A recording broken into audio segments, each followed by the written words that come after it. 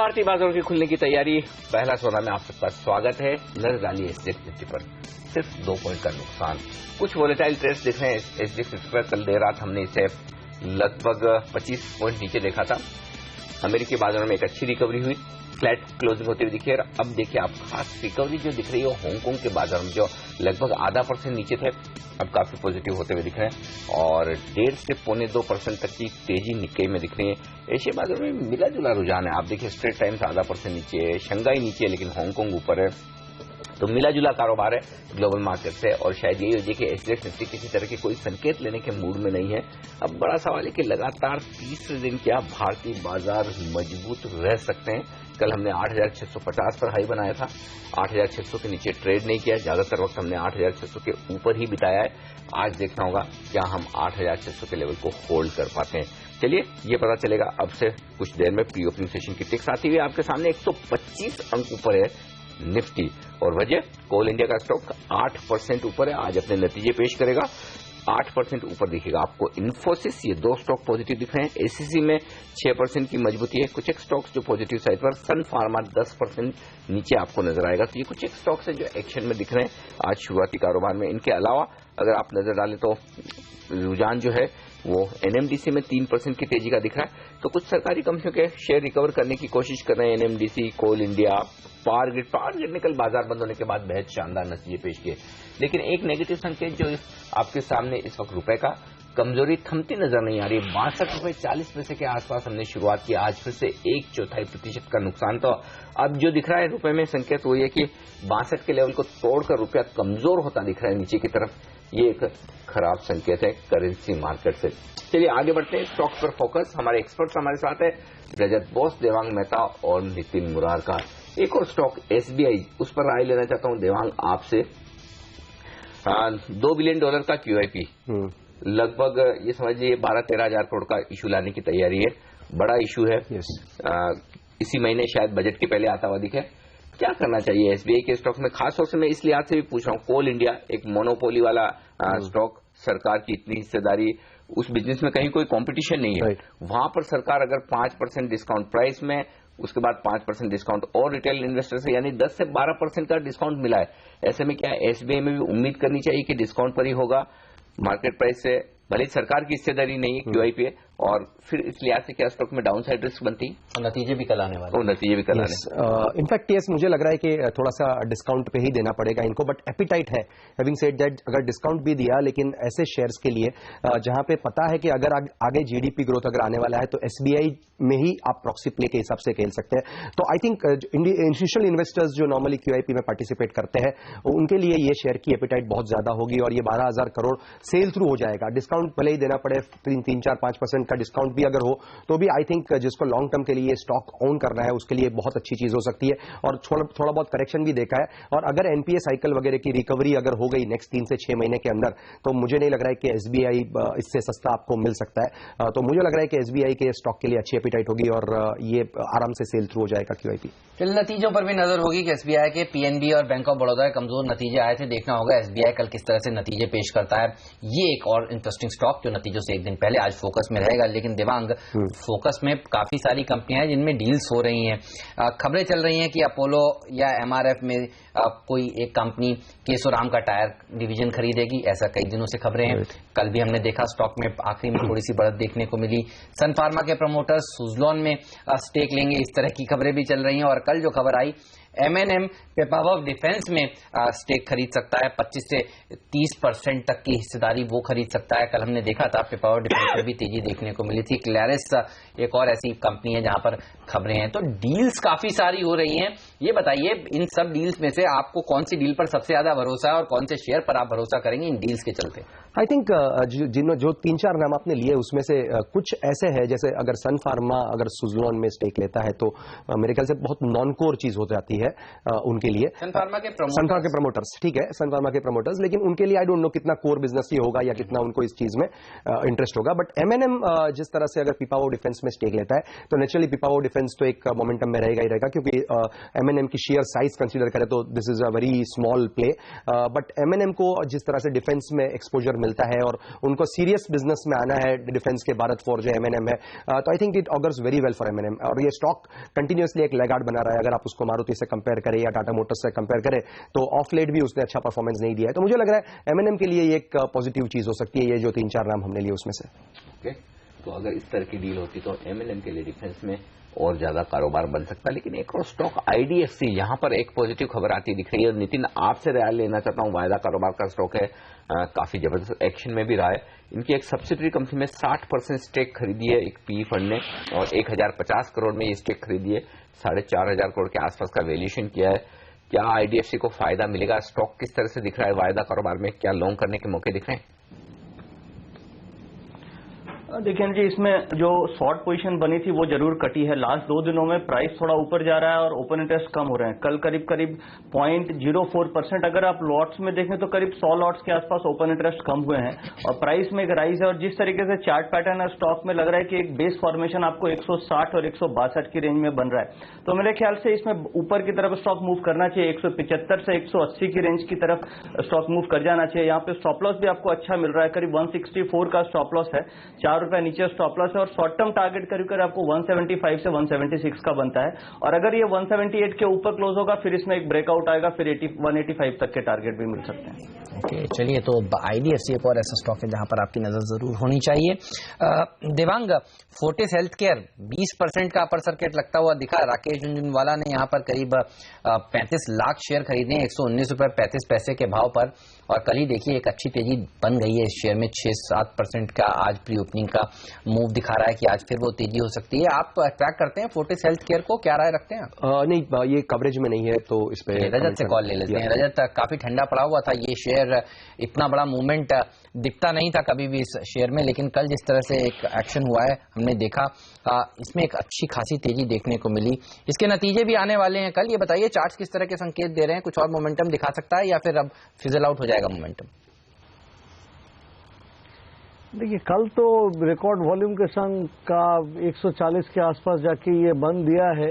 इसके ऐसा मूवमेंट के बाद में पिछले इतना तो हिस्ट्री फोर्टिस में नहीं है कि एक दिन में इतना बड़ा मूवमेंट दिया उसके बाद में क्या हुआ। बट अदर डेज जहां पे कि ऐसा काफी ऊंचाई पे गया था, नेक्स्ट डे इसमें कुछ करेक्शन होता है। तो मैं यही समझता हूं कि 135 से लेके 130 के बीच में इसको एक बार आना चाहिए।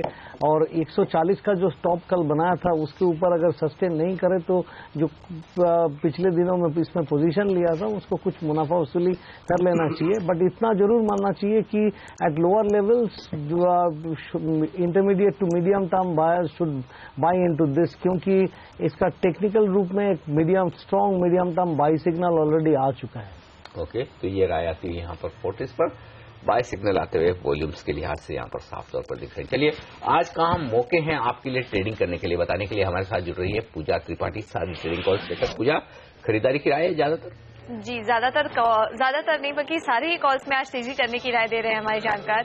और शुरुआत करते हैं पहले कॉल से। राजेश सतपुते ने JSW स्टील में यहाँ पर खरीदारी की राय दी है। इनका मानना है कि टेक्निकली काफी स्ट्रांग दिख रहा है चार्ट में और 2 से 3 दिन में 1040 तक का लक्ष्य इसमें देखने को मिल सकता है। इसके अलावा इन्होंने ऑटो काउंटर्स हीरो मोटोकॉर्प में तेजी करने की राय दी है। इनका मानना है कि अगले 2 से 3 दिन में 2860 तक के लेवल्स इस काउंटर में देखने को मिल सकते हैं। दोनों ही काउंटर्स में काफी अच्छे टेक्निकल इंडिकेटर्स यहाँ पर देखने को मिल रहे हैं। अगले 2 कॉल्स के लिए हमारे साथ बने हुए रजत बोस। गुड मॉर्निंग रजत, बताइए आज आपके 2 टॉप पिक्स कौन से होंगे? देखिए, मैंने दोनों कंस्ट्रक्शन कंपनी चुने हैं। ये तो मिड कैप काउंटर्स है और दूसरी बात यह है कि इन दोनों में ही प्राइस वॉल्यूम ब्रेकआउट दिखाया है और दोनों में एक में तो फ्लैट था और एक में अभी फिलहाल करेक्शन कंप्लीट करके ऊपर की तरफ जा रहा है। जो करेक्शन कंप्लीट करके ऊपर की तरफ जाना चालू किया वो है नागार्जुन कंस्ट्रक्शन NCC। इसमें आपने 7150 के नीचे स्टॉप लगाई है, ऊपर में 81 से 83 तक उम्मीद करना चाहिए। फ्राइडे अंत मतलब कल के अंत तक ये target at least the target of 81 would be met, that's what I presume. Hindustan construction जो है वो भी कल प्राइस वॉल्यूम ब्रेकआउट दिखाया और मुझको लगता है कि ये ऊपर की तरफ जाएगा और पिछले दिनों में जो एक बार 38 के आसपास जो हाई बनाया था उसको टेस्ट करेगा। टारगेट है 3750 टू अबाउट 3850 और स्टॉप लॉस जो है वो 3180 के नीचे रखना चाहिए। थैंक यू रजत। आखिरी कॉल में सिमी भौमिक फार्मा काउंटर और औरोबिंदो फार्मा में खरीदारी की राय दे रही हैं। इनका कल भी इस काउंटर में एक अच्छी तेजी देखने को मिली थी और आज भी वो तेजी कंटिन्यू रहने की उम्मीद है। एक अगले 1 से 2 दिन में 11:45 तक के लेवल्स इस काउंटर में देखने को मिल सकते हैं। पांचों ही कॉल्स में आज तेजी करने की राय। ओके, तो यहाँ पर तेजी करने की राय और एक काफी खराब खबर की चर्चा हमने करी। एक अच्छी खबर भी आई है। पावर ग्रिड के नतीजे देखिए बेहद शानदार दिखे हैं। ऑपरेटिंग प्रॉफिट मार्जिन देखिए 170 बेसिस पॉइंट बढ़ा है। प्रॉफिट आफ्टर टैक्स देखिए करीब 18% की बढ़त देखने को मिल रही है। आज ये स्टॉक काफी अच्छा प्रदर्शन दिखा सकता है। प्री ओपनिंग मूव्स भी यही संकेत दे रहे हैं, 2% ऊपर। कैसे लगे देवांग आपको ये नतीजे, और ये बताइए कितनी तेजी हो सकती है आज के सत्र में और आगे आने वाले दिनों में पावर ग्रिड में? Excellent numbers. आई थिंक पूरा जो अर्निंग की ट्रेंड है उसमें हमने देखा है कैपेक्स वाले थीम हो या जो पावर का थीम हो, उसके नंबर्स ने जनरली निराश किया है। और पावर ग्रिड एक स्टॉक जो लोग नॉर्मली बोलते हैं कि ये एफडी टाइप स्टॉक है, आपको सालाना 8-10% रिटर्न दे देगा और थोड़ा डिविडेंड यील्ड भी दे देगा, उसी तरह का स्टॉक है। तो बहुत बड़ा ये स्टॉक में मैंने कभी 10-15% बढ़ते हुए नहीं देखा इसको। तो आई थिंक 2-3%, 4% का एक मूव देखने मिल सकता है, which is also good considering बहुत बड़ी इक्विटी वाला स्टॉक है। तो मुझे लग रहा है 150-155 तक ये स्टॉक आज जा सकता है और ये एक पोर्टफोलियो स्टॉक है, इसको ओन करके इन्वेस्टर्स को रखना चाहिए। बहुत लॉन्ग टर्म के लिए बेहतरीन स्टॉक है क्योंकि जितना भी ट्रांसमिशन ऑर्डर्स वगैरह सब फ्लो होंगे वो इसी कंपनी के थ्रू होंगे। I think it's a wonderful stock to own. Okay, तो ये राय आती है पावर ग्रिड में सारे बुरे नतीजों के बीच में कहीं थोड़ी सिल्वर लाइनिंग दिख रही है, तो वो पावर ग्रिड के नंबर्स में ही दिख रही है। लेकिन एक और रिजल्ट जो आज आता दिखेगा वो है सिप्ला का। और वायदा कारोबार में सिप्ला में किस तरह की पोजीशन बन रही है? नितिन, क्या ट्रेड लेना चाहिए नंबर्स के पहले? देखें जी, सिप्ला में जिस तरीके से जो पोजीशंस बनी है उसमें मुझे लग रहा है कि अभी भी थोड़ा सा फ्लैट काइंड ऑफ पोजीशन है। बहुत ज्यादा एग्रेसिव आप देखिएगा लॉन्ग शॉर्ट दोनों नहीं बन रहे हैं और स्टॉक भी जिस तरीके से मूव कर रहा है बिल्कुल स्टॉक साइडवेज में है। तो मुझे लगता है कि नंबर्स आने के बाद ही कुछ आइडिया लगेगा, कुछ फ्रेश पोजीशन बनती हुई दिखाई देगी। क्योंकि अगर आप लास्ट 4-5 दिनों का ओपन इंटरेस्ट ट्रैक करेंगे तो कभी ओपन इंटरेस्ट इंक्रीज हो रहे हैं, कभी डिडक्ट हो रहे हैं, यानी कम हो रहे हैं। तो उसके बेसिस पे अगर मैं चार्ट पैटर्न पे आऊं तो इसका एक सपोर्ट एरिया हमें 625 के आसपास मिल रहा है। वो स्टॉप लॉस रख करके हम लोग बाय पोजीशन होल्ड करेंगे और अगर कुछ भी पॉजिटिव आता है तो स्टॉक फिर ऊपर की तरफ मूव कर सकता है। 675 ऊपर की तरफ फर्स्ट टारगेट होगा और उसके ऊपर निकलता है तो फिर आपको 680 से 690 की तरफ स्टॉक मूव कर सकता है। इसके अलावा ग्लेनमार्क के नतीजे भी आने वाले हैं। नितिन, आज कल हमने देखा था सेकंड हाफ में थोड़ा सा दबाव देखने को मिला था इस स्टॉक में। ये बताइए यहां पर पोजीशंस किस तरह की बनी हुई? देखिए, ग्लेनमार्क में कल काफी पोजीशन बनी है और करीब अगर आप ओपन इंटरेस्ट वाइज देखिएगा तो 16% आपको दिख रहा है कि ओपन इंटरेस्ट में एडिशन है, बट इसका जो बेस है वो काफी छोटा है। इसमें टोटल ओपन इंटरेस्ट मार्केट में भी 5790 लॉट का है और लॉट वाइज आप देखते हैं तो 828 लॉट की पोजीशन कैरी फॉरवर्ड गई है। तो इतने कम बेस में अगर इतनी पोजीशन कैरी फॉरवर्ड होकर के गई है और जिस तरीके से स्टॉक में प्राइस मूवमेंट था, मुझे लग रहा है कि रिजल्ट्स के बाद स्टॉक में अच्छी मूवमेंट होनी चाहिए और अगर रिजल्ट पॉजिटिव आता है तो स्टॉक ऊपर की तरफ मूव कर सकता है। जिस तरीके से चार्ट पैटर्न है उसमें आप देखेंगे तो 740 की रेंज में हमें सपोर्ट मिलता है और उसके नीचे 720 भी एक सपोर्ट एरिया है। तो अगर पॉजिटिव कुछ भी डेटा आता है, रिजल्ट अच्छे आते हैं तो स्टॉक 780 की तरफ मूव कर सकता है। ओके, तो नतीजों के दम पर एक्शन दिखेगा। लेकिन एक इंटरेस्टिंग एक्शन दिख रहा है अहमद, और वो है प्री ओपनिंग सेशन का। 50 अंक ऊपर है निफ्टी। मतलब जो लेवल हम बात कर रहे थे कि 8675, 8700 पहला टारगेट है निफ्टी का, वो प्री ओपनिंग सेशन में अचीव होता हुआ दिख रहा है। जबकि एसएक्स निफ्टी कमजोर था। बुल्स वापस से कंट्रोल लेने की कोशिश कर रहे हैं पिछले 2 ट्रेडिंग सेशन से। धीरे धीरे देखिए आप, और कल भी देखिए गैप अप ओपनिंग को पूरे दिन भर होल्ड किया है। 8600 के लेवल को एक बार भी छोड़ दें, कुछ सेकंड्स के लिए हमने जरूर तोड़ा हो, लेकिन उसके बाद 8600 का लेवल टूटा नहीं है और ये एक अच्छा संकेत है। कुल मिलाकर यहाँ पर मजबूती के संकेत साफ तौर पर आते हुए नजर आ रहे हैं। वोल्टास एक और स्टॉक है। रजत, राय बताएं आपकी। 4.5% कमजोर है स्टॉक नतीजों के दम पर। एक्सेप्शनल इनकम के बाद 107 करोड़ का मुनाफा आया है। लोगों को लग रहा है खराब नंबर से 4.5% नीचे भी है स्टॉक का। क्या करना चाहिए? कहां अहम सपोर्ट है? क्या ट्रेड लेंगे वोल्टास में आप? देखिए, इसका अहम सपोर्ट जो है 260 से लेकर 250 के अंदर ये इसका डिमांड जोन माना जाएगा। अगर 250 का स्तर भी ये तोड़ देता है, ये खराब नतीजे या तो बिलो एक्सपेक्टेशन रिजल्ट्स के अनुसार, तब ये वीक होगा। बट जब तक ये 250 का लेवल नहीं टूटता है तब तक उतना वीक नहीं दिखेगा। बट इतना जरूर कहना चाहिए कि ऊपर की तरफ में इसमें सप्लाई है और जब तक ये 275-80 का स्तर पार करके ऊपर सस्टेन ना करता है तब तक कोई फ्रेश अप ट्रेंड मानना नहीं चाहिए। अभी अगर कोई रैली होगा तो भी वो पुल बैक रैली माना जाएगा, उससे ज्यादा कुछ इसमें सोचना नहीं है। इसमें जब जैसा मैंने कहा कि 250 का लेवल डिसाइसिवली जब तक नहीं टूटता है तब तक ये कोई डाउन स्विंग में भी नहीं जाएगा। अनिल जी, वॉलंटरी डिस्क्लोजर ये है कि I am an investor in Voltas, so to that extend my views could well be बाय। और ये आपका जो इन्वेस्टमेंट है वोल्टास में रजत, टेक्निकल बेसिस पर या फंडामेंटल पर? देखिए, मैंने 74 रुपया में वोल्टास लिया था। हमारा कुछ मेथोडोलॉजीज है जिसके अनुसार मैंने वैल्यू इन्वेस्टिंग कैंडिडेट्स टेक्निकल्स के रूप में टेक्निकल देख के चुनता है, उसके बाद में उसका फंडामेंटल देख के, मतलब बैलेंस साइड की तरह, बैलेंस शीट साइड की तरफ देख के और उसमें पोजीशन बनाते हैं। तो उसी हिसाब से अभी भी मेरे पास में वोल्टास है और पिछले 2 साल से है, वो रहेगा, अभी हम बेचने वाले नहीं है। बिल्कुल, तो वोल्टास पर लंबा भरोसा है रजत का और खरीदारी काफी समय से वो अपने पोर्टफोलियो में होल्ड करें। चलिए शुरुआत करते हैं आज भारतीय बाजारों की किस तरह की तेजी बन सकती है। ये संकेत जो आते दिख रहे हैं साफ तौर पर प्री ओपनिंग सेशन से बेहद मजबूती के 115 अंक ऊपर सेंसेक्स है, 50 अंक ऊपर निफ्टी है। टॉप गेनर पावर ग्रिड होना ही चाहिए जिस तरह के शानदार नतीजे दिए। और पहले तक आपकी स्क्रीन पर आती हुई 125 पॉइंट ऊपर सेंसेक्स ने शुरुआत की है आज की पारी की और 45 अंक ऊपर निफ्टी है। तेजी के साथ शुरुआत 2.25%, 2.5% ऊपर है पावर ग्रिड, जेएसपीएल 2% ऊपर, डॉक्टर रेड्डीज में 1.5% की मजबूती, हिंडाल्को 1.25% मजबूत आज नतीजों के पहले। हीरो मोटोकॉर्प में तेजी बनती हुई दिख रही है और इसके अलावा ग्रासिम मजबूत है। कुछ शेयरों में खरीदारी जो होती दिख रही, सीमेंट स्पेस से एसीसी भी है उस लिस्ट में शामिल। तो ये सारे स्टॉक्स हैं जो पॉजिटिव साइड पर ट्रेड करते हुए दिख रहे हैं। कमजोर क्या है? भेल लगातार नुकसान में, आज फिर से कमजोर नतीजों की आशंका, 1% का नुकसान भेल में आपको दिखेगा। केन इंडिया में 0.5% के आसपास की कमजोरी आपको नजर आएगी। मजबूती बाजार की बेहतर होती हुई दिख रही है, 150 अंकों की तेजी आपको सेंसेक्स में अब नजर आएगी। निफ्टी 8,680 के अहम लेवल पर पहुंचता हुआ दिख रहा है, जहां पर एक रेजिस्टेंस माना जा रहा था, शुरुआती कारोबार में ही वो लेवल हासिल करता हुआ दिख रहा है बाजार। वायदा कारोबार की तरफ आइए, यहां पर भी इंटरेस्टिंग एक्शन दिख रहा है। वोल्टास आपके सामने हाजिर करेंगे और यहां पर कमजोरी साफ तौर पर 5.5% की बनती हुई दिख रही है खराब नतीजों के बाद। सिंडिकेट बैंक कल नतीजों के बाद उछला था, आज कमजोरी होती हुई 1.5% की।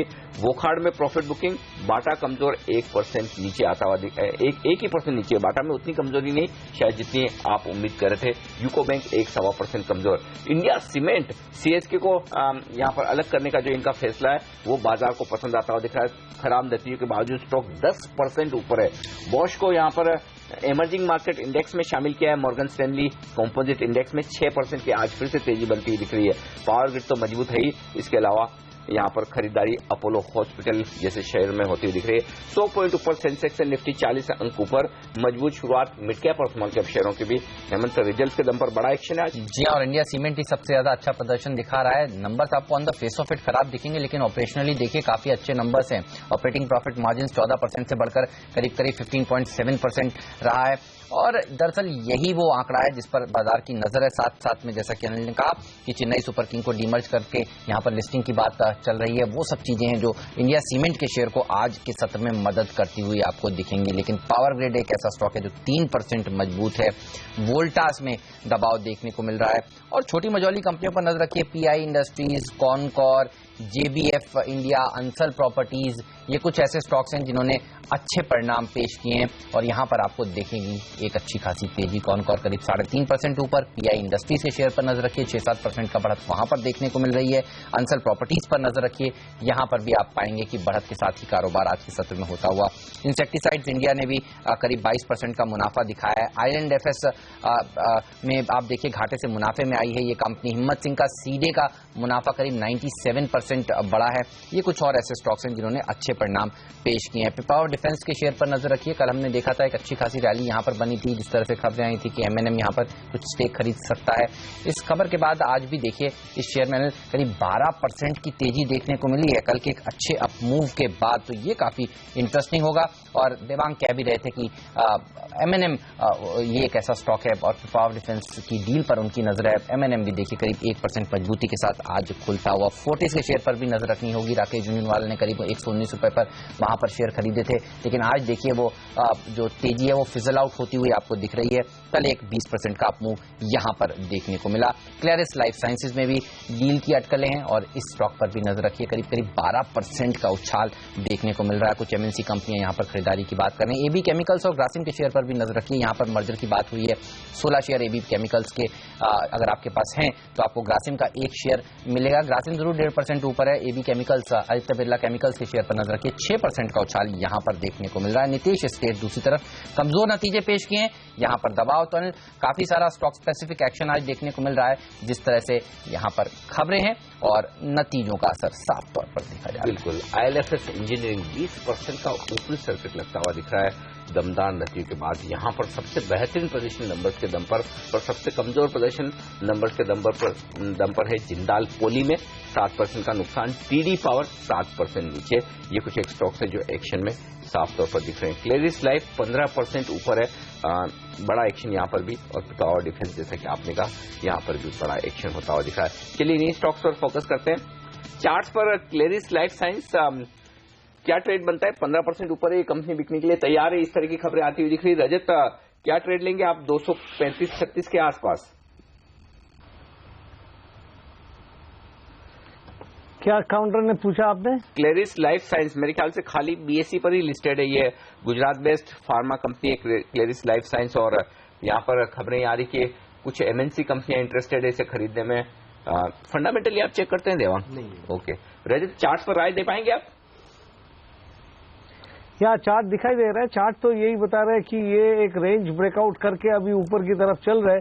225 का स्तर पार करने से इसमें और अच्छी मूवमेंट देखने की संभावना दिखता है, और ये अभी अपना रेंज छोड़ के नीचे की तरफ कंसोलिडेशन छोड़ के ऊपर की तरफ जाएगा। और ये यही दिखा रहे हैं कि इसमें मीडियम टर्म होराइजन रख के इसमें खरीदारी करना चाहिए, क्योंकि 2 साल नीचे कंसोलिडेट करने के लिए बिताया, काफी वॉलेटिलिटी भी दिखाया, बट अभी शायद इसका बेहतर दिन आने वाले हैं, अच्छे दिन आने वाले हैं। तो इसको खरीदारी करिए, कोई भी डिप में भी खरीदारी करेंगे तो बेहतर रहेगा। इस हफ्ते 40% की दौड़ लगा चुका है पिपावर डिफेंस।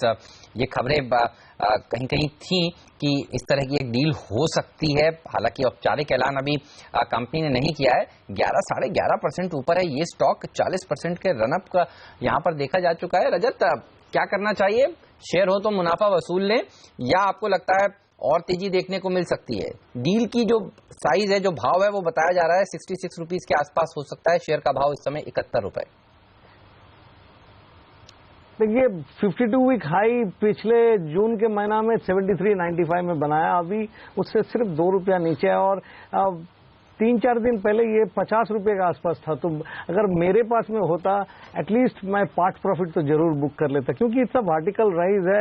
ऐसा मौका जब मिल रहा है, कुछ तो मुनाफा वसूली करना ही चाहिए, ऐसा ही मैं समझता हूं। क्योंकि मैंने देखा है कि जब भी ऐसा होता है उसके बाद में फिर कंसोलिडेशन के लिए ये नीचे जाता है। ऐसा नहीं कि इसमें बने रहने से ही बेहतर है एक तरफा ऊपर चलता रहेगा। This is not going to be a Sun Pharma advance research जो कि 230 से शुरू करके 380 के पहले रुका नहीं, ऐसा नहीं लगता ही। और नेटको फार्मा जो भी इन्हीं प्रोमोटर्स की खरीदारी के बाद जिस तरह का रनअप दिखाया है नेटको फार्मा ने, मेरे ख्याल से वो भी देवांग 225 रुपए के आसपास स्टेक खरीदी थी। 250 रुपए में सन फार्मा के प्रोमोटर्स ने इंडिविजुअल कैपेसिटी में खरीदी। राइट, 1600-1700 रुपए हुआ था ये स्टॉक। आज तो खैर नतीजों के दम पे कमजोर है। पिपा और डिफेंस पर आप रखते हैं कुछ राय? नहीं, पिपा और डिफेंस जैसे मैंने पहले कहा कवर हम नहीं करते हैं, लेकिन जिस तरह की डील के जो संकेत है मुझे लग रहा है ये बहुत अच्छा ऑगर करता है। और नॉर्मली ऐसी डील्स में कभी रिवीजन की बात भी होती है, जो भी होता है इस तरह से स्टॉक न्यूज में रहेगा। और एमएनएम भी एक बेनिफिशियरी है, लेकिन जैसे मैंने पहले कहा एमएनएम इज उसके लिए ये छोटी अमाउंट है, तो बहुत ज्यादा स्टॉक में रिएक्शन नहीं आएगा। But I think on the basis of जिस तरह से अगर इकोनॉमी रिकवर होगी तो एमएनएम डिफेंस के साथ साथ जो बहुत बड़ा ऑटो का प्ले आपको मिलता है उसके लिए एक बेहतर स्टॉक हो सकता है। नितिन, इंडिया सीमेंट एफएनओ का स्टॉक 8-8.5-9% ऊपर है। ये शेयर ऑपरेशनली अच्छे नंबर्स और चेन्नई सुपर किंग के जो डिमर्जर है, ये कुछ पॉजिटिव खबरें हैं। हालांकि कंपनी के numbers on the face of it मुनाफे से घाटा दिखा रही है। अब ये बताइए पोजीशंस यहाँ पर कैसी बनी हुई हैं? क्या लोग एक्सपेक्ट नहीं कर रहे थे? शॉर्ट पोजीशंस बनी हुई थी इंडिया सीमेंट में, आप कैसे देख रहे हैं इसे? देखिए हेमंत, इंडिया सीमेंट का मैंने डेरिवेटिव डेटा नहीं देखा है, बट जिस तरीके से इसमें कैश मार्केट में वॉल्यूम्स थे और जिस तरीके से डिलीवरी उठ रही थी, मुझे नहीं लग रहा था, या फिर डेटा से ऐसा नहीं था कि ये बहुत ज्यादा ऊपर खुलना चाहिए 9 से 10%। बट अभी फिलहाल मुझे इसमें ट्रेडिंग अपॉर्चुनिटी भी नजर नहीं आ रही, क्योंकि 10% स्टॉक ऊपर है और इसका जो नॉर्मल नेचर है वो स्टॉक में ऊपर जाने के बाद फिर वापस ये नीचे आ जाता है। तो अभी आप ये रेसिस्टेंस एरिया इसका 108 की रेंज में काफी अच्छा रेसिस्टेंस है। तो मेरे ख्याल से 10% ऊपर होने के बाद यहाँ पे एफएनओ में आपको पोजीशन नहीं बनानी चाहिए। स्टॉक अगर वापस थोड़ा नीचे रिट्रेस करे तो उस केस में हमें देखना होगा, बट इसमें ये जरूर है कि हमें 90 की रेंज में काफी अच्छा आप सपोर्ट बन रहा है। तो स्टॉक अगर वापस से गिर करके हमें 97, 98 की रेंज में आता है तो मुझे स्टॉप लॉस मिलता है 92 का, उस समय मैं लॉन्ग पोजीशन बनाना चाहूंगा। अभी फॉर द टाइमिंग आपको अवॉइड करना चाहिए। अगर आपके पास है तो प्रॉफिट बुक करके थोड़ा नीचे लेने की चेष्टा करनी चाहिए। थोड़ा वेट करें और नीचे खरीदने की कोशिश करें। आज इंटरेस्टिंग बात ये दिख रही है कि इस वक्त आप देखें सिर्फ एक मेटल्स को छोड़ दें जहां पर थोड़े से लाल निशान के साथ कारोबार होता दिख रहा है, बाकी सारे इंडाइसेस मजबूती के साथ ट्रेड करते हुए दिख रहे हैं। ऑटो लीड करता हुआ आज की तेजी को लगभग 1.5% का फायदा आपको ऑटो स्टॉक्स में नजर आएगा। नितिन, कोई ऑटो स्टॉक है आपके रडार पर जहां पर खरीदारी करना चाहते हैं? देखिए यहाँ पे ऑटो में एमएनएम और मारुति इन दोनों में पोजीशंस बन रही है। जैसे ऑलरेडी स्टॉक काफी गिर चुके हैं और गिरने के बाद कल ओपन इंटरेस्ट काफी बिल्डअप हुए हैं। तो मुझे लगता है कि मारुति सुजुकी पे थोड़ा आप ध्यान रख सकते हैं। करीब 450 लॉट्स की कल पोजीशन गई है, परसेंटेज वाइज 1.5% के आसपास है। तो मुझे लगता है कि इसमें एक स्ट्रेंथ बननी चाहिए। करीब 3400 के आसपास का एक अच्छा सपोर्ट बनता है, ऊपर करीब 3600 रुपए तक के टारगेट आपको मिल सकते हैं। ओके, एमएनएम के कल परिणाम भी आने वाले हैं, कैसी एक्सपेक्टेशन है आपकी देवांग एमएनएम के नतीजों से? कैसे रह सकते हैं? आई थिंक थोड़ी सी कमजोरी अभी भी हो सकती है नतीजों में। मुझे नहीं लग रहा है कि बहुत बेहतरीन नतीजे आएंगे, क्योंकि ऑटोपैक को भी हमने ऑलरेडी देखा था, हीरो होंडा देखे या मारुति देखे, या बहुत ग्रेट नतीजे नहीं थे। अभी भी थोड़े से ऑपरेटिंग मार्जिन वगैरह के इश्यूज हो सकते हैं, क्योंकि लास्ट एक आध क्वार्टर में भी इसने निराश किया था, इसलिए अंडर परफॉर्म किया। बट अगर इस करेक्शन में कोई मौका मिले बाय करने का, तो जैसे मैंने पहले भी कहा, एमएनएम हम बहुत रिकमेंड कर रहे हैं एग्रेसिवली क्लाइंट्स को, तो ये लेके रखना चाहिए। 6 महीने 9 महीने के होराइजन से अच्छा रिटर्न्स मिल सकता है। ओके, तो ये राय आती है यहाँ पर एमएनएम में नतीजे कमजोर आए तो गिरावट में करें खरीदारी, ये राय आती हुई हमारे एक्सपर्ट्स की। चलिए लेंगे एक छोटा सा ब्रेक, और ब्रेक में जाने से पहले बता दें बाजार मजबूत जरूर है और इनफैक्ट कल के हाईज के ऊपर भी ट्रेड कर रहे हैं, लेकिन थोड़ी बहुत प्रॉफिट बुकिंग ऊपर के लेवल से आना लाजमी वो होती दिख रही है। आप देख सकते हैं निफ्टी ने आज का हाई बनाया 8681 और लोअर साइड पर 8652, यानी कि कल के हाई को हमने अब तक नहीं तोड़ा। अच्छा संकेत है। वक्त है हमारे तीनों एक्सपर्ट से विदा लेने का। देवांग, नितिन और रजत, शुक्रिया आपका आज सुबह हमारे साथ जुड़कर बाजार सेक्टर स्टॉक पर अपनी राय शेयर करने के लिए। ब्रेक, और ब्रेक के बाद बाजार की आगे की रणनीति जानेंगे कोटक महिंद्रा एएमसी के एमडी नीलेश शाह से।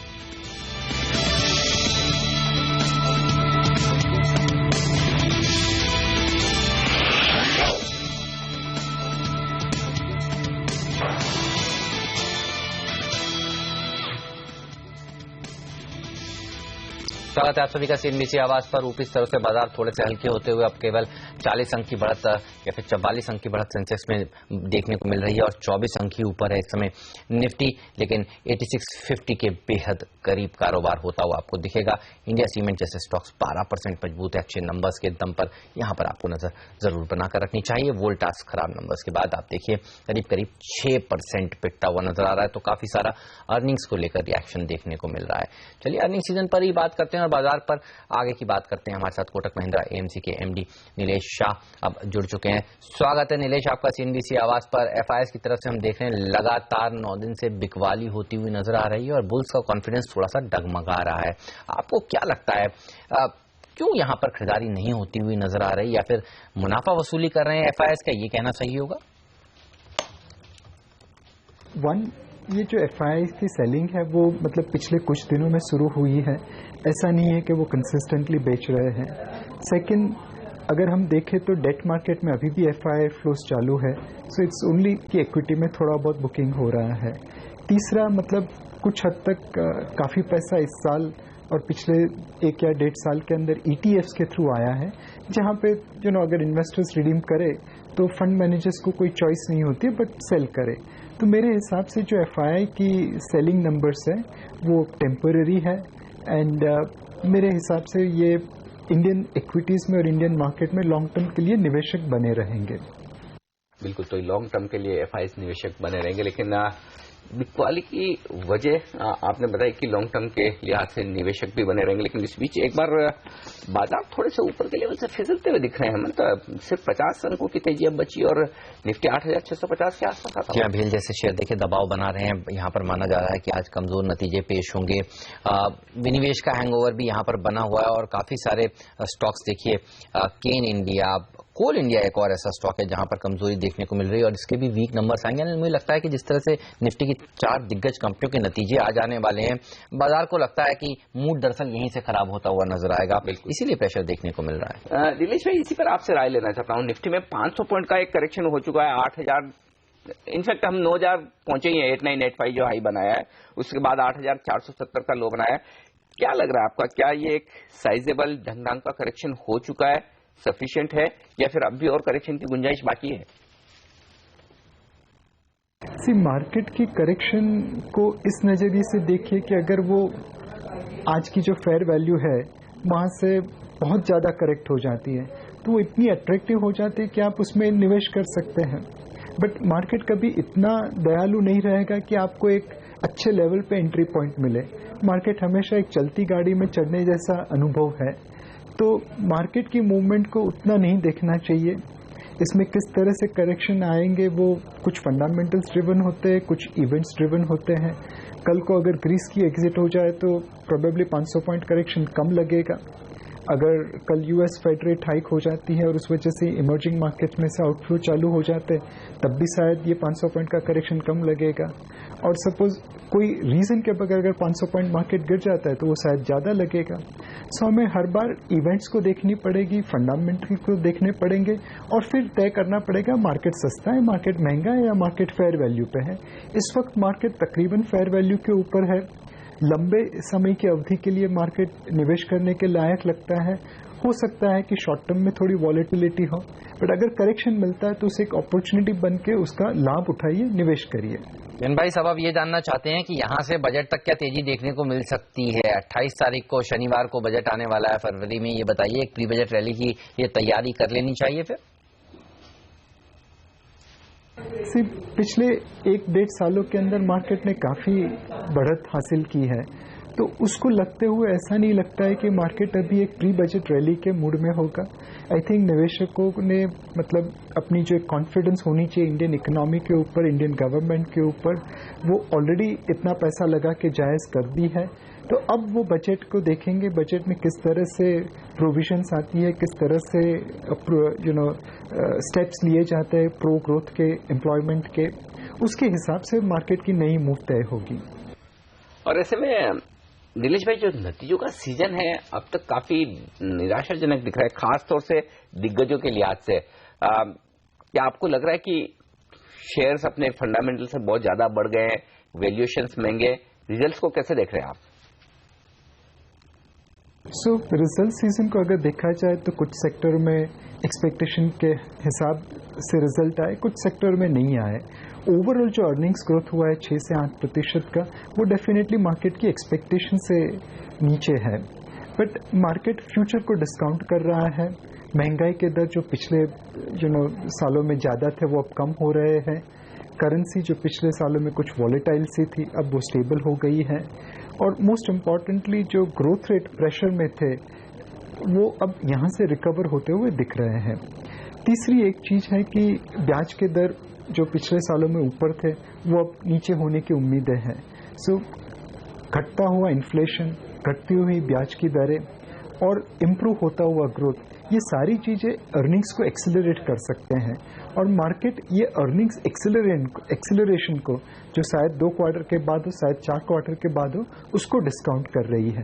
तो रिजल्ट सीजन को डेफिनेटली मद्देनजर रखना चाहिए, बट मार्केट इस वक्त फ्यूचर पे फोकस्ड है, रिजल्ट सीजन के ऊपर उतनी फोकस नहीं है। तो ऐसे में मार्केट का इस वक्त नीलेश भाई वैल्यूएशन आपको क्या लग रहा है? क्या ये कहें कि स्ट्रेच वैल्यूएशन है, रीजनेबल है, फेयर है, या फिर बहुत सस्ता है?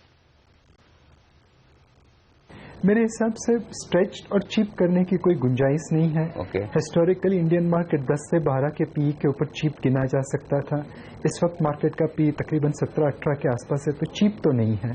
सिमिलरली स्ट्रेच भी नहीं कह सकते हैं बिकॉज 1991 में मार्केट 60 के पी से टर्न अराउंड हुआ था, 2000 में 40 के पी से टर्न अराउंड हुआ था, 2008 में 28 के पी से टर्न अराउंड हुआ था। तो ये दोनों एक्सट्रीम्स आज की तारीख में मार्केट में नहीं है। एंड अगर हम घटती हुई ब्याज की दरें और इन्फ्लेशन को जायज में रखें तो प्रोबेबली ये मार्केट जस्ट फेयर वैल्यू के आसपास है, न महंगा है न सस्ता है।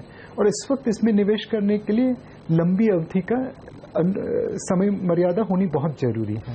नीलेश भाई, यहाँ से अगर तेजी होनी है भारतीय बाजारों में, एक बुल रन को कंटिन्यू भी रहना है ये भी कहें, तो ये बताइए ट्रिगर्स क्या हो सकते हैं? जो सस्टेनेबल बुल रन है उसके लिए अर्निंग्स एक्सेलरेशन चाहिए। जैसा कि मैंने पहले बताया, अब आप 17-18 के फॉरवर्ड पीई पे ट्रेड कर रहे हैं और इसी मार्केट में कुछ ऐसे क्वालिटी स्टॉक्स हैं जिसकी वैल्यूएशन 50, 55, 60, 70 और 80 के पीई के ऊपर है। तो क्लियरली उस सेक्टर के स्टॉक्स में बिकॉज सप्लाई नहीं आने वाली है, उस वजह से प्राइसेस भाग चुके हैं। तो ये दोनों चीजों को मद्देनजर रखते हुए अर्निंग्स को एक्सेलरेशन करना बहुत जरूरी है इस मार्केट को लॉन्ग टर्म बुल रन देने के लिए। उसके अलावा जो छोटी मोटी चीजें हैं जो मार्केट को एक शॉर्ट टर्म में इम्पैक्ट दे सकते हैं वो फ्लोज की है। जब तक डोमेस्टिक इन्वेस्टर्स अपना अलोकेशन इक्विटीज के ऊपर बढ़ाते रहेंगे और एफआईआई भी इक्विटी इन्वेस्टमेंट करते रहेंगे, तब तक टेक्निकली मार्केट सपोर्टेड रहेगा। सो शॉर्ट टर्म में हमें फ्लोज एंड लिक्विडिटी चाहिए, मीडियम टू लॉन्ग टर्म में अर्निंग्स एक्सेलरेशन चाहिए। ये फ्लो और अर्निंग्स का कॉम्बिनेशन मार्केट को लॉन्ग टर्म बुल रन प्रदान कर सकता है। और जब आप कह रहे हैं कि मार्केट को इनसे लॉन्ग टर्म में एक तेजी का माहौल बुल रन बना रहेगा, तो फिर लीडरशिप कहां से आएगी? कौन से सेक्टर्स आपको लगते हैं नीलेश भाई जो कि बाजार को आगे ले जाएंगे? आई थिंक इस वक्त हम ऐसे मार्केट के माहौल में पहुंच चुके हैं जहां पे सेक्टरली वेरिएशन आना थोड़ा कम लगता है और stocks within the sector will provide their return. So जैसे अगर आप IT, pharma, consumer staple sector देखें तो वो स्टॉक जो फेयर वैल्यू के आसपास है, जो रीजनेबली प्राइस्ड और जिसका ग्रोथ मार्केट की एक्सपेक्टेशन से ज्यादा आ सकता है, वो यहां से आउट परफॉर्मेंस देंगे। जो महंगे स्टॉक है जिसमें सप्लाई नहीं आने की वजह से प्राइसेस बढ़ चुकी है, वो शायद यही प्राइस के ऊपर रुके रहेंगे सो दैट अर्निंग्स उनके साथ आके कैचअप कर सके। तो ये मार्केट अब bottom up stock pickers market हो गया है rather than sector top down market. Nilesh भाई, बाजार के लिए ये बताइए आगे रिस्क क्या क्या हो सकते हैं? क्या एक बजट इस मोमेंटम को डीरेल कर सकता है? आपको ऐसा लगता है इतने ट्रिगर्स वहां नहीं हो? शायद मेरे हिसाब से कुछ ग्लोबल फैक्टर्स है जिसको हमें मद्देनजर रखना चाहिए, जैसे कि यूएस फेड रेट हाइक कभी होगी और उसकी इमर्जिंग मार्केट फ्लोज के ऊपर क्या इम्पैक्ट आएगी, यूरोप में क्या होता है, ग्रीस की एग्जिट होती है और उससे रिस्क ऑफ हो जाता है। ये ग्लोबल फैक्टर्स है जो हमें देखने चाहिए। लोकल फैक्टर्स में जो एक है कि सप्लाई कैसे आता है, कुछ हद तक मार्केट की ये जो तेजी है वो लैक ऑफ सप्लाई की वजह से हुई है। अब अगर सप्लाई इमर्ज होना चालू हो जाता है, चाहे पीएसयू डाइवेस्टमेंट से हो, चाहे बैंकिंग एंड फाइनेंशियल के कैपिटल रेज से हो, चाहे आईपीओ से हो, तो सप्लाई भी प्राइस को एक करेक्शन प्रदान कर सकते हैं। और जैसे कि आपने बताया कि बजट अगेन एक मेन पॉइंट रहेगा जिसे मार्केट बड़ी आशा से देख रहा है। उन्हें कुछ उम्मीद है इस बजट से कि इकोनॉमी में फास्ट ग्रोथ होगी, अर्निंग्स एक्सेलरेट होगी, जॉब्स क्रिएट होगी, कंजम्पशन साइकिल कंटिन्यू रहेगी। सो ऑब्वियसली बजट भी मार्केट की अगर आशाओं से, उम्मीदों से कम आया तो उसकी वजह से एक करेक्शन हो सकती है। कुल मिलाकर बजट होगा अगला बड़ा इवेंट जो बाजार के डायरेक्शन और चाल को तय करेगा। नीलेश भाई, बहुत बहुत शुक्रिया आपका हमारे लिए वक्त निकालकर आज बाजार पर अपनी राय देने के लिए। वोलेटाइल होते हैं बाजार, मजबूत शुरुआत के बाद थोड़ी प्रॉफिट बुकिंग आती हुई दिख रही है, हालांकि हरे निशान में अब भी है सेंसेक्स और निफ्टी 15-15 अंकों की तेजी। मिड कैप शेयरों ने मजबूती बरकरार रखी है, स्मॉल कैप शेयर भी 0.5% से ज्यादा मजबूत है इस वक्त। तो ये है इस वक्त का शुरुआती रुझान। लेंगे एक ब्रेक और ब्रेक के बाद लेकर आएंगे आपके लिए जैकपॉट शेयर, घंटों की मशक्कत और दमदार रिसर्च के बाद चुने गए वो शेयर जिनमें क्षमता है आपके लिए अच्छा खासा मुनाफा बनाने की।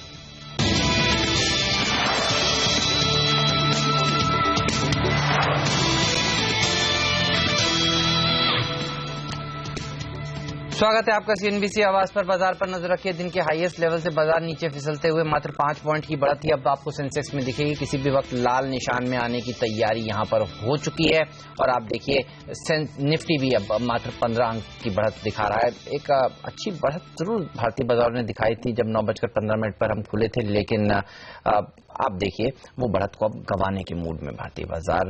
एडवांस डिक्लाइन रेशियो जरूर आपको अभी भी अच्छी दिखेगी। एक गिरने वाले शेयर के सामने 2 बढ़ने वाले शेयर। मिड कैप इंडेक्स करीब करीब 0.5% मजबूती के साथ यहां पर ट्रेड कर रहा है। कुछ दिग्गजों में बिकवाली आज के सेशन में देखने को मिल रही है। निफ्टी का सबसे बड़ा लूजर दरअसल भेल का शेयर है। 1.5% के आसपास की कमजोरी यहां पर भारतीय एयरटेल में भी दबाव देखने को मिल रहा है और बैंक निफ्टी ने आज काफी खराब प्रदर्शन दिखाया है।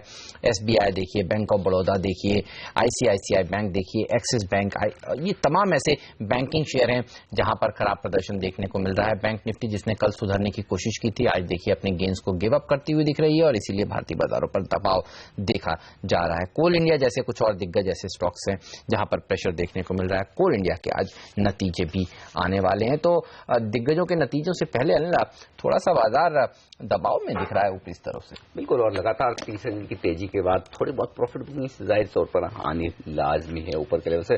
दिग्गजों की जो आपने बात की, देखिए एसबीआई 1% नीचे है, भेल 1% नीचे है। आज नतीजे के पहले ये जो शेयर थोड़े से कमजोर होते दिख रहे हैं, इन्हीं का असर आप ज्यादातर बाजार में इस वक्त देख सकते हैं थोड़ा सा दबाव के तौर पर। हालांकि बढ़ने वाले शेयरों की तादाद बेहतर है, ब्रॉडर मार्केट का मूड माहौल पॉजिटिव है, मोमेंटम बरकरार है, लेकिन थोड़ा बहुत प्रॉफिट बुकिंग का माहौल यहां पर सेलेक्टिव स्टॉक से आता हुआ दिखा। तो जो हम बात कर रहे थे सुबह की, एफआईएस की रणनीति साफ है इस बाजार में। सेलेक्टिवली वो खरीदारी और सेलेक्टिवली बिकवाली करते हुए दिख रहे हैं।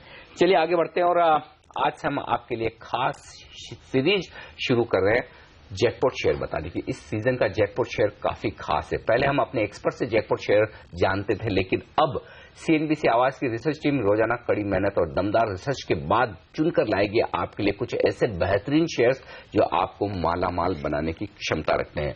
ये वो शेयर हैं जिन्हें हर पैमाने पर गहराई से परखा गया है। इनके फंडामेंटल्स पर अच्छा खासा मंथन हुआ है, क्योंकि ये सिर्फ शेयर नहीं बल्कि यह है जैकपॉट शेयर्स।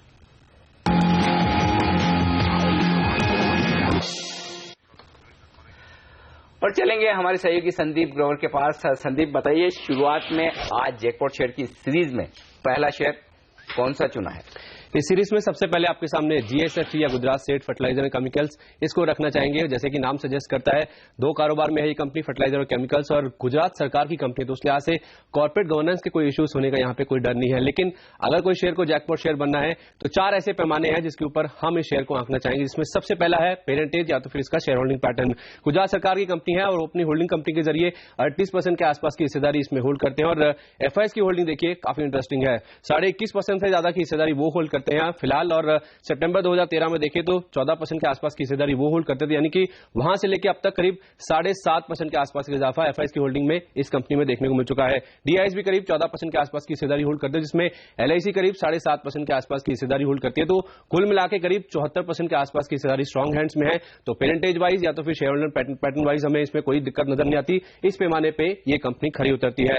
अब बात करते हैं दूसरे पैमाने की, वो है वैल्यूएशन की। प्राइस टू बुक वैल्यू के बेसिस पे देखिए तो 1 से भी कम के मल्टीपल पर फिलहाल एक काउंटर ट्रेड कर रहा है, जबकि इसके जो पीयर्स हैं वो अगर आप देखें तो 1.5 से 8 के मल्टीपल्स पर फिलहाल ट्रेड कर रहे हैं। तो उस लिहाज से price to book value basis पे काफी सस्ता नजर आता है। पी के फ्रंट पे भी देखिए FY15 और FY16 के बेसिस पे 8.5 और 7.5 के मल्टीपल्स पर फिलहाल एक काउंटर ट्रेड कर रहा है, जबकि इसका जो इमीडिएट पीयर है कोरोमंडल फर्टिलाइजर, जो कि कोरोमंडल इंटरनेशनल, जो कि इसका जो कि सबसे प्रेफर्ड पिक है इस पूरे स्पेस में, वो अगर आप देखें तो 19 और 15 के मल्टीपल्स पर फिलहाल ट्रेड कर रहा है। तो उस लिहाज से पी वाइज भी हमें कोई कंसर्न नजर नहीं आता। इनफैक्ट किसी भी कंपनी से कंपेयर करें इसे, इसके वैल्यूएशन काफी सस्ते नजर आते हैं, यानी कि पूरे स्पेस में ये सबसे सस्ता शेयर है। तो वैल्यूएशन के पैमाने पे भी ये कंपनी हमें खरी उतरती हुई नजर आ रही है।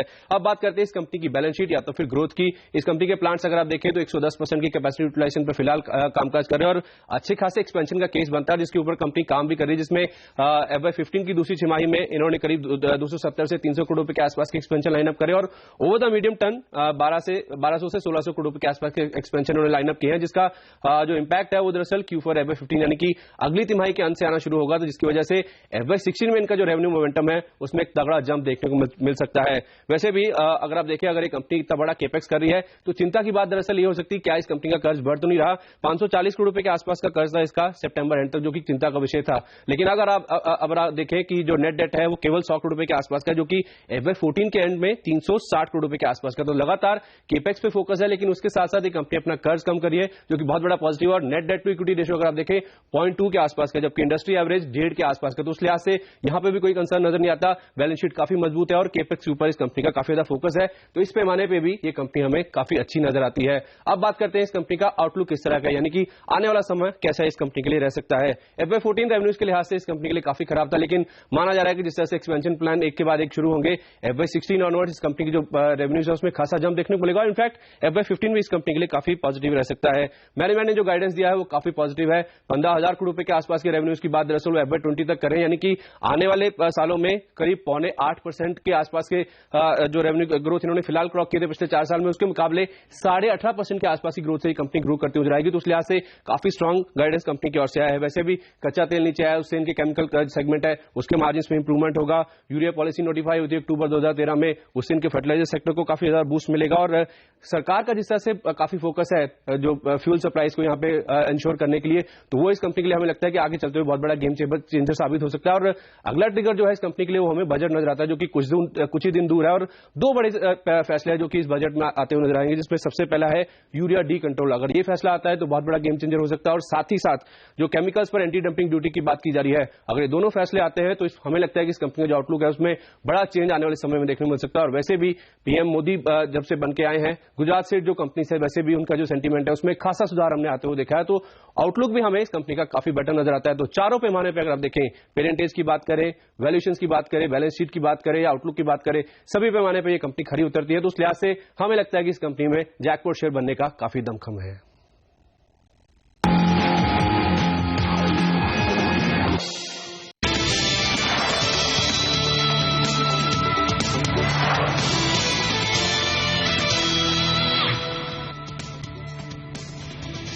स्वागत है आप सभी का CNBC आवाज पर। सेंसेक्स निफ्टी अब आप देखिए लाल निशान में खिसकते हुए दिख रहे हैं आपको। सेंसेक्स लाल निशान में आ चुका है, निफ्टी आने का इंतजार कर रहा है। हालांकि एडवांस डिक्लाइन रेशियो अभी भी बढ़ने वाले शेयरों के फेवर में, दिग्गजों में दबाव देखने को मिल रहा है। बात करते हैं बजट को लेकर हमारी खास सीरीज की।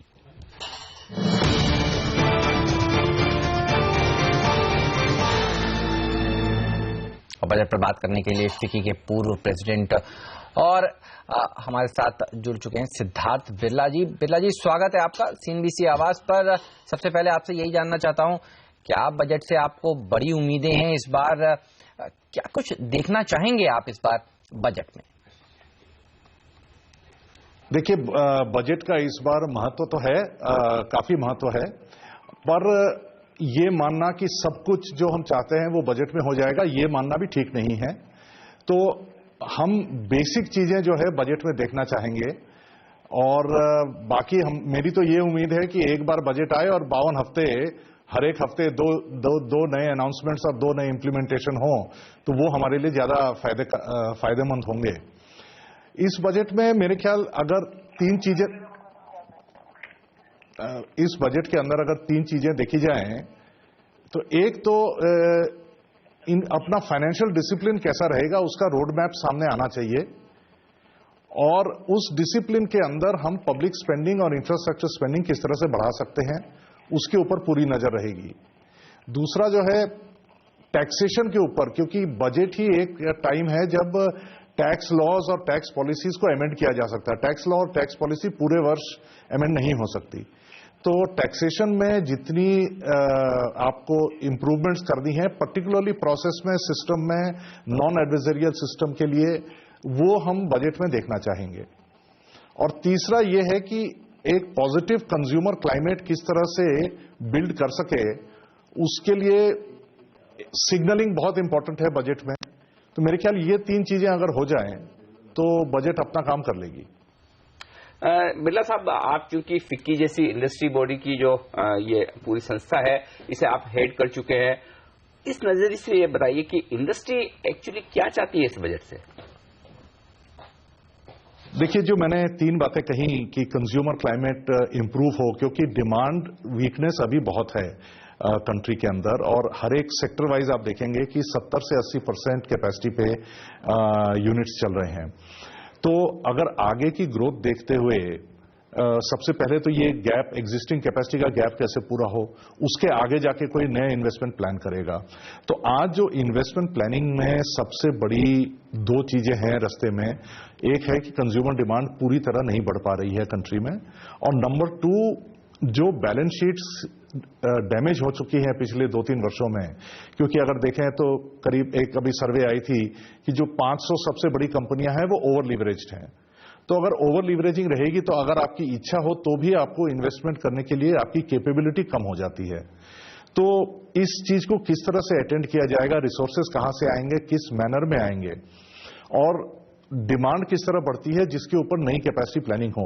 अगर ये 2 चीजें नहीं हो तो इंडस्ट्री को मायूसी होगी, और इसमें गवर्नमेंट एक लिमिटेड रोल प्ले कर सकती है, पर सबसे बड़ा रोल है आपको जैसे कंज्यूमर सेंटीमेंट बढ़ाया जाए, आपकी EMIs कम हो, वो तो रिजर्व बैंक के हाथ में है कि किस तरह से इंटरेस्ट रेट्स को कम किया जाए। तो इस तरह के कई मल्टीपल फ्रंट्स पे एक्शंस की दरकार है। बिरला जी, मैन्युफैक्चरिंग पर इस बजट में काफी फोकस होने वाला है, और CNBC आवाज ने भी यही टैगलाइन ली है कि मेक इन इंडिया बजट होगा। ये बताइए आप क्या क्या बदलाव देखना चाहते हैं इस बजट में इस लिहाज से?